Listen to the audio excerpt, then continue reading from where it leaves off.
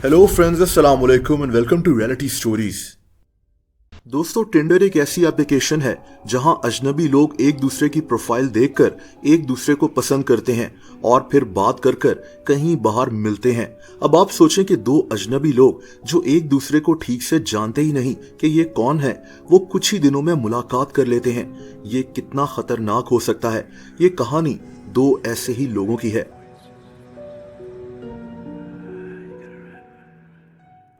दोस्तों, फरवरी 2018 में इंडिया में दो लोग टिंडर पर मिले, प्रिया सेठ और दुष्यंत शर्मा। ये दोनों इंडिया के शहर जयपुर में रहते थे। इन दोनों ने एक दूसरे से अपने मुतालिक झूठ बोला। दुष्यंत ने कहा कि ये एक बहुत अमीर आदमी है और प्रिया ने इसको झूठ बोला कि ये इसको पसंद करती है। हकीकत में ये दोनों बातें झूठ थीं। दुष्यंत का असल नाम दरअसल विवान कोहली था। ये एक कंपनी में प्रोजेक्ट मैनेजर था। ये एक मिडिल क्लास आदमी था। इसके पास इतने पैसे नहीं थे। ये शादीशुदा भी था, लेकिन ये सिर्फ अपना इंप्रेशन बनाने के लिए प्रिया से झूठ बोल रहा था। और दूसरी तरफ प्रिया सिर्फ और सिर्फ इसको अमीर समझकर इसको लूटना चाहती थी। दोस्तों, टिंडर पर मिलने के बाद ये लोग रेस्टोरेंट्स और कॉफी शॉप्स में मिलना शुरू हो गए, लेकिन ये कहानी कहाँ जा रही थी, दुष्यंत ये नहीं जानता था। ये 2 मई 2018 का दिन था। इस दिन वो कुछ हुआ जिसने पूरे इंडिया में इस कहानी को मशहूर कर दिया था। 2 मई 2018 को शाम के 7 बजे दुष्यंत अपने घर से प्रिया के घर के लिए निकला। इसने अपने घर झूठ बोला कि ये किसी काम से कहीं जा रहा है, लेकिन दुष्यंत फिर लौटकर कभी वापस नहीं आया। इसके साथ क्या हुआ था, प्रिया असल में कौन थी, ये कहानी अब बहुत अजीब होने वाली है। दोस्तों, जब दुष्यंत वापस नहीं आया और इसका मोबाइल भी बंद जा रहा था, तो इसकी बीवी और इसके माँ बाप परेशान हो गए। दुष्यंत की सिर्फ 3 साल पहले शादी हुई थी और इसका एक बेटा भी था।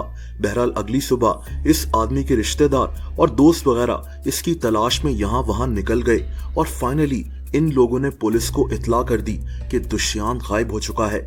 पुलिस ने भी इसको ढूंढना शुरू कर दिया, लेकिन बहुत जल्द ये सारी कहानी सामने आ गई। दरअसल 3 मई को रात के 9:45 बजे दुष्यंत के वालिद को एक कॉल मौसूल हुई। ये कॉल दुष्यंत की थी। ये रो रहा था।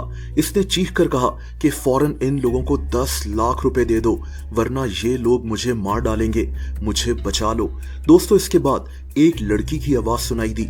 इस लड़की ने कहा कि 20 मिनट्स में 10 लाख रुपए दुष्यंत के अकाउंट में ही ट्रांसफर करो, वरना तुम्हारा बेटा मारा जाएगा। दोस्तों, दुष्यंत के वालिद के पास उस वक्त बस 3 लाख रुपए ही थे, जो इसने इन लोगों को ट्रांसफर कर दिए।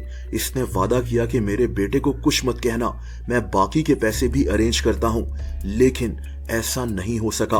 उसी रात इसको पुलिस की कॉल आई कि फौरन हॉस्पिटल पहुंचो, तुम्हारे बेटे की लाश एक सूटकेस के अंदर से मिली है। ये सूटकेस एक हाईवे पर पड़ा हुआ था। दुष्यंत का वालिद ये सुनकर टूट चुका था। इसका पहला बेटा बचपन में ही मर गया था, दूसरा बेटा मोटर बाइक एक्सीडेंट में मारा गया था और अब इसका तीसरा और आखिरी बेटा भी कत्ल हो गया था। लेकिन अब असल सवाल ये था कि दुष्यंत के साथ हुआ क्या था और वो लड़की प्रिया सेठ जिससे ये टिंडर पर मिला था, वो असल में कौन थी। दोस्तों, प्रिया सेठ एक आदी मुजरिम थी। ये सिर्फ और सिर्फ किसी अमीर आदमी को किडनैप कर लूटना चाहती थी। ये पहले भी कई दफा जुर्म कर चुकी थी। जब दुष्यंत ने इससे झूठ बोला कि ये बहुत अमीर है, तो प्रिया ने इसको लूटने का प्लान बना लिया। प्रिया ने इस काम के लिए एक अपार्टमेंट भी किराए पर लिया था। इस जुर्म में प्रिया के साथ इसका एक दोस्त दीक्षांत कामरा भी शामिल था।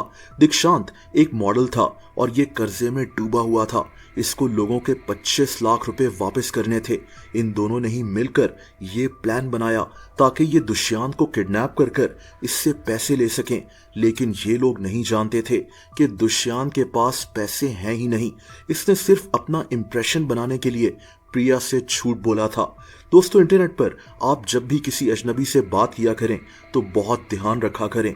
हम नहीं जानते कि अगला इंसान कौन है, इसके इरादे क्या हैं। बहरहाल जब दुष्यंत प्रिया के अपार्टमेंट में पहुंचा तो वहां प्रिया के साथ इसका दोस्त दीक्षांत और उसका एक और दोस्त लक्ष्या भी मौजूद थे।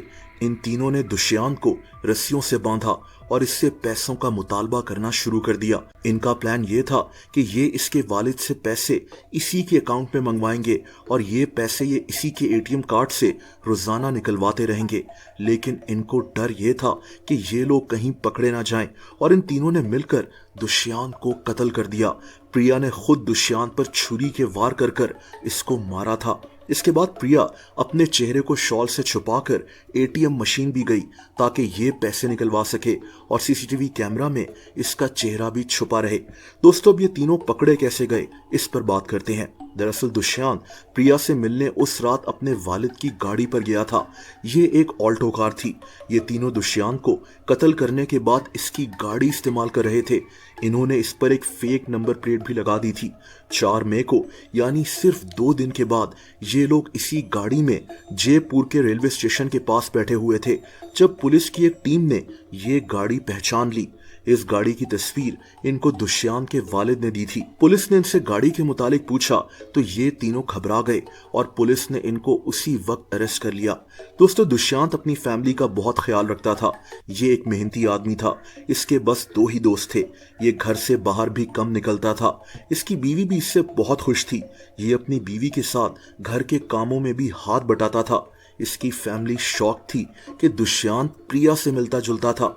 इंटरनेट पर एक अजनबी पर भरोसा करने की गलती ने इसको मौत की नींद में सुला दिया। दूसरी तरफ प्रिया एक मिडिल क्लास फैमिली में बड़ी हुई थी। ये एक बहुत अच्छी स्टूडेंट थी। ये अपने कॉलेज की टॉपर भी थी। इसका वालिद एक प्रोफेसर था। प्रिया डिबेट्स वगैरह में भी हिस्सा लेती थी। लेकिन इतनी ब्राइट स्टूडेंट जुर्म की दुनिया में पहुंच गई। दरअसल इस लड़की को किसी भी तरह अमीर बनना था। ये अपने घर वालों को कहती थी कि ये फौरन करोड़पति बनना चाहती है। इसको महंगे कपड़े जूते पहनने का बहुत शौक था। इसको जहाज में ट्रैवल करना भी बहुत पसंद था और बस यहीं से इसके जराइम की दास्तान शुरू हो गई।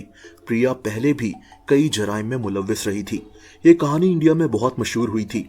जैसा कि मैंने कहा कि किसी भी अजनबी पर भरोसा मत किया करें। हमारी एक छोटी सी गलती हमें बहुत बड़ा नुकसान पहुंचा सकती है। मुझे उसके नाम भी पता नहीं था।